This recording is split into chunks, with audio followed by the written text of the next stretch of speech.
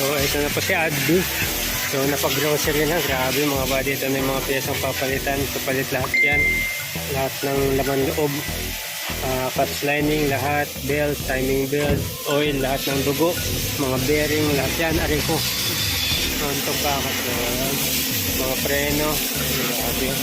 Kariton na piyesa na yung mga buddy. Mga pan belt, pan blade. Mga brake. Nice na yung tatay. Yan yung kanyang transmission. Nilinis na rin. Ito pa yung mga ibang papalitan natin. Water pump. Yan, meron na rin tayo yan. Mga brake. Ito pa. Ito na yung pinakamakina natin mga buddy. Kumbaga ano to, refresh. Sa makina walang gagalawin kasi goods pa yung under niya. Yung mga ano lang, panlabas. Yan. So, pinunta na rin natin para sigurado.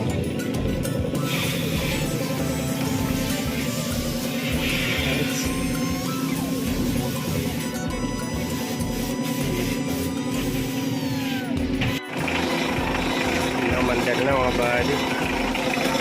Sabi nga ng ATF.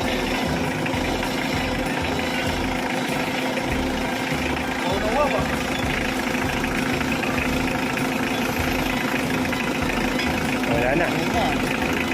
Wala nang lakas eh. Parang bata na ako pa agatak ah.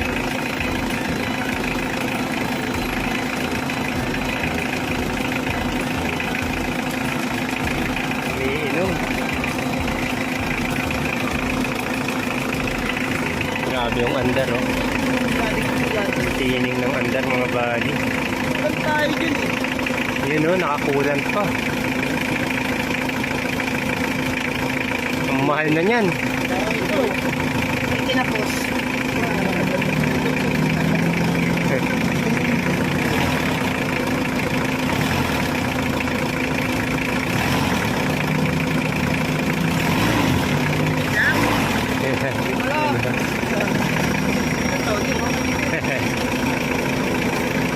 Wala nang thermostat boss no? Wala nang thermostat.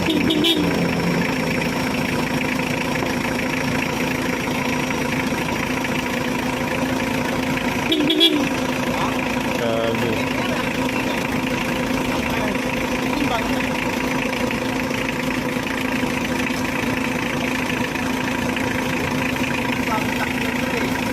Bago yan eh, mahal yan eh. 1.8 yan, takip lang. Nakit lang no? Kahit na bukado nyo. Bago lang. Bago lahat. Try na, meron. Try na. Grabe ka na Sir Chip mo. Boss J. Okay na. Tahimik pa boss, maganda pa. Okay pa makina? Veteranong mekaniko yan. Tignan natin dito.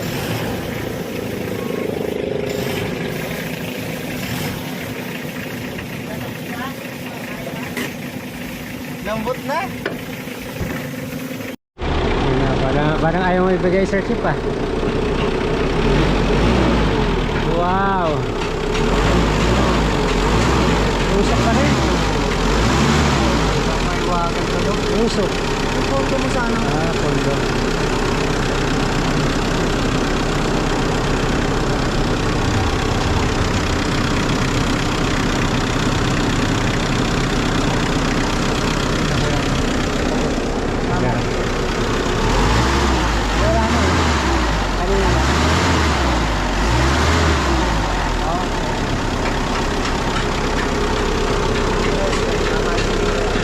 Magic eh. Grabe. Magic na yung Sir Chip. Magic. Mas madami itong malalagay kaysa doon sa isa no? Kay Bugoy. Kasi yung likod nun, ano eh, mas maiksi. Ito kasi pwede yung pang itupi yung upuan. Pero parehas lang din sila. Natutupi rin naman upuan nito. Kaya lang dito, hindi siya ganun kabulky. Oo. Kaya parang kampante kang Kargahan. i-drive at saka kargahan. May patag ka dyan. Pang pamilya, pang business pwede. Hindi ka mahirapan kasi dyan mag-balance. Oo. Banking. Yung magpina-pina.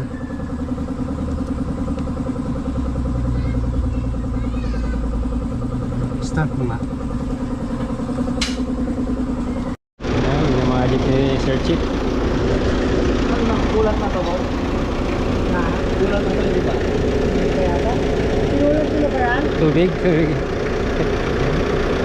Ano, 1/4 na kulan. Tapos, 3/4 na tubig na lang.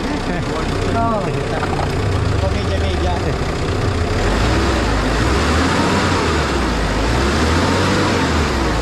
Hindi na galing kalakas, kaya na malakas eh. Pag tumakbo siguro, wala na yan. Ayan o.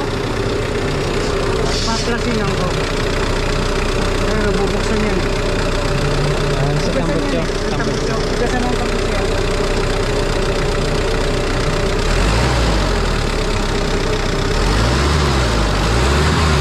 Ganda. Pwede na sa tambutso eh. Bawal na ng power.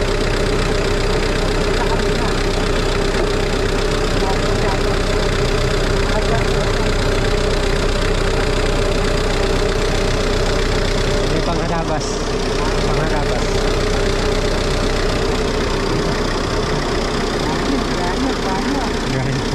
Ganyan lahat.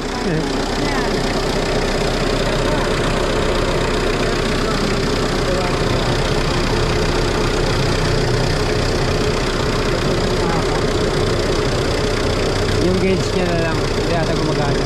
Hindi lang ko kaya yung ano, Gauge na. temperature. Hindi gumagana. Parang.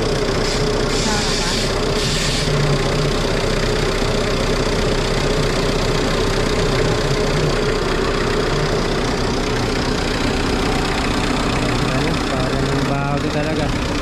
Sa body na lang mga body. Ito penturahan na lang natin. Sabi mo sa akin kung tataas. Sabi mo sa akin. Yung loob niya, grabe. Ay, lamig. Ang lamig. O, yan. Ito yung mga upuan. Binaklas ko na mga di. Yan, lalaban natin lahat yan. Ito, sasaboyin natin. Lalaban natin lahat. Para maging maayos. Kasi amoy kulob siya. I-detail na lang natin. Mga ilaw, ayusin natin. Papalitan din natin to kasi medyo malabo na. Right. Ito yung before. So, papakita ko lang din sa inyo yung magiging after niya. Right?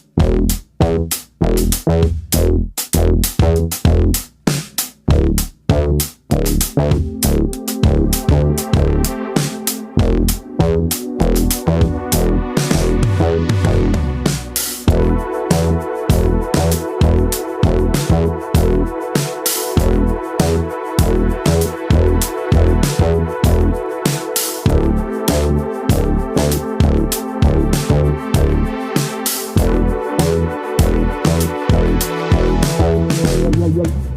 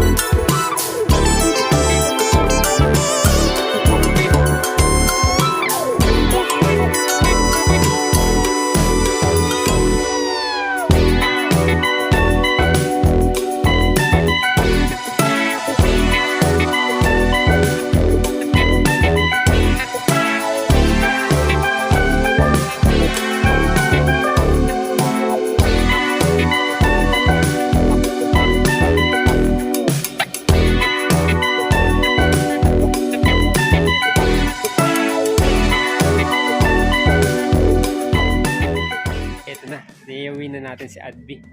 Ayan, so papasalamat ako kay God. Siyempre unang-una, kung hindi dahil sa kanya hindi yan mangyayari, at saka sa aming Living Santa. Ayan mga buddy, meron kaming Living Santa. Eto na, papasilip ko na sa inyo si Adby mga buddy. Ang daming pinalitan dyan ni Sir Chip ng mga pyesa. Tapos yung nakaraan nung napanood nyo yung tinitint ko din siya. Ako na rin nagtint dito sa unahan, pero dun sa next side hindi pa, kasi kinulang yung film natin. And then yan, papakita ko lang yung loob mga buddy, yung before and after. Nakita nyo naman nung binabaklas ko yung mga upuan, nung inaayos ko siya, yung mga bubong, nilinis ko siya lahat. So bago niretoke naman ni Sir Chip ang kanyang makina loob, inayos. Kaya ito na ngayon mga buddy, papakita ko na sa inyo. I'm so excited. Ayan, papakita ko na sa inyo mga buddy. Yun, puntahan natin dito sa loob syempre. Yan, binilhan ko na rin ng mga accessories. So, ang pinaka-importante yung makina, tsaka dito sa loob. Tiyanan! Yan na mga buddy, mukhang kotse na talaga siya. Ito, may dashcam na tayo. Ito galing to kay Kabsato, hindi ko isinama dati. Tapos, kagandahan niya, naka-head unit na. Yan, nilagyan ko ng mga buddy. Pinalagyan ko na nito kasi dati stereo lang yan. Bago yan mga buddy. Yan, hindi ko pa tinatanggal yung plastic niya. Then, tinesting ko na rin USB. Dito, sa kanyang dashboard, dati kung mapapansin nyo, wala yung ilaw lahat, di gumagana. Ngayon mga buddy, yan na, gumagana na lahat. Fuel, itong temperature, lahat yan, gumagana na. So, mapapansin nyo rin dati yung manibela natin mga buddy, maliit na sira-sira na. So, nakabili ako aftermarket, binalik natin sa stock. Ayan, may cover na rin siya. Ayan, ganda na rin mga buddy. Tapos dito, dati ang dumi-dumi. Ayan, sobrang dumi dati. Ngayon malinis na. Tapos mga upuan, syempre. Ayan, binaklas ko lahat to. Nilabhan ko, binabad ko sa Sunrocks. Ayan, Sunrocks talaga malupit. So, binilang ko ng mga gatong sapin para at least maayos pa rin. Ayan, may mga sapin siyang dalawa. Yung galing kay Kabsato, kinuha ko rin. Yan, malinis na siya mga buddy, malinis na. Yung bubong natin na sobrang dumi dati na nilulumot, ayan na, nilabhan ko rin. So, presentable na rin siya, mabango. Dinawin ko rin to mga buddy. Ayan, hanggang dun sa kabila. Tapos mga aircon natin, gumagana lahat. Ito, inayos na natin Sir Chip. Yung ilaw dati na hindi sumisindi, ito na mga buddy, may ilaw na tayo, malaki, malakas. Ayan, para kitang kita pag nandyan sila sa loob mga bata. Tapos yung mga door handle natin dati, yun, mga door handle natin, bago na, binilang ko na rin yung mga body yan, no? Mga bago na lahat yan, gumagana na. Nakaka-excite lang talaga mga body. Dito tayo sa likod. Ayan. Oh, napakalinis na rin mga body. Dati talagang nangingitim tong mga to. Ngayon upuan niya, oh, malinis na. Alright, so ang bubong malinis na rin. Yan yung tsura niya sa harap. Ayan, oh, kotseng-kotse na siya mga body. Sasakyan na siya. Kaya ito talaga yung harap ko dati mga body. Dito sa likod, okay na rin. Malinis na rin natin to. Nabubuksan na rin. Ayan. Alright, so yun, malinis na rin mga body. Naayos ko na rin itong mga upuan. Pinold ko lang, oh, napakaluwag. Napupold na rin yan mga body, napupold. Ito yung mga gamit na galing doon kay Bugoy. Ito na lang, pipinturahan ko na lang para di siya kalawang. Pero okay na rin ito. Check natin, malinis na rin ito mga body. Nalabhan ko na rin. Yan. Baba mo. Yan, di ba? May upuan na siya sa likod. Pwede rin siyang i-fold dalawa. Ipo-fold din to ang lawak na lagayan natin. Pwede kang makapaglagay ng motor, dalawang motor. Kasya. Nung nakaraan kasi ginamit namin to, dapat i-surprise ko sila. Ang problema, yung camera ko inon ko lang. Ang ano kasi yung camera ko mga body, pag pinindot mo, automatic nag-record na. Ang problema, tumunog na siya, na-on na. Ang problema mga body, hindi pala naka-record. Nilagyan ko pa to ng ribbon mga body. Ribbon na galing sa Kig na red ribbon yung handa dati. So, nilagay ko dyan. Tapos, ikakat pa sana. Ang problema mga body, ayoko naman nang ulitin kasi nga, bakit yung emotion? Kasi ayoko nang ulitin yung ganun na parang scripted ba. Gusto ko kasi yung tunay na nangyayari. Yun yung tunay, wala akong magagawa mga body. Ayoko nang ulitin. Pero ang mahalaga, nakita ko yung kasiyahan talaga nila. Ayan. Ito yung, naman tayo sa kabila. Ayan mga body. Talagang kotseng-kotse na si Adby. Alright, na-check na din lahat yan, pati gulong. At ang pinakakulang na lang talaga nito mga body ay pintura. Kung mapapasin yung mga body yan. Yung mga gas siya, yung mga ganyan.